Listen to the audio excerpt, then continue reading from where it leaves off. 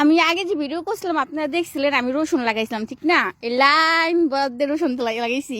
তো তারপর তো আমার আসা হয় নাই, খুব কম আসি।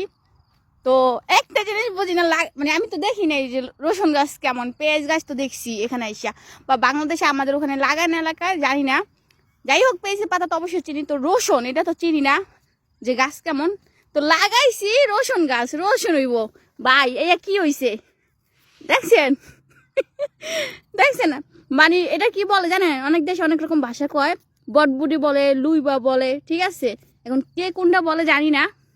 তো আমি লাগাইছি রসুন গাছ, রসুন গাছে তো কি বটবুটি হয় নাকি? আল্লাহ, আমার তো খুব হাসি পাইতেছে, দেখেন কতটা বড় হয়েছে, মাশাআল্লাহ। হয়তো আমাকে দেশি ভাই লাগাইছে, মানে রসুন গাছ হয় নাই, এই কারণে মানে বটবুটি লাগাইছে, মাশাআল্লাহ ভালো হয়েছে। দেখেন প্রত্যেকটা গাছ হয়েছে, মাশাআল্লাহ খুব সুন্দর লাগতেছে, দেখছেন? তো ওই কি লাগাইছে,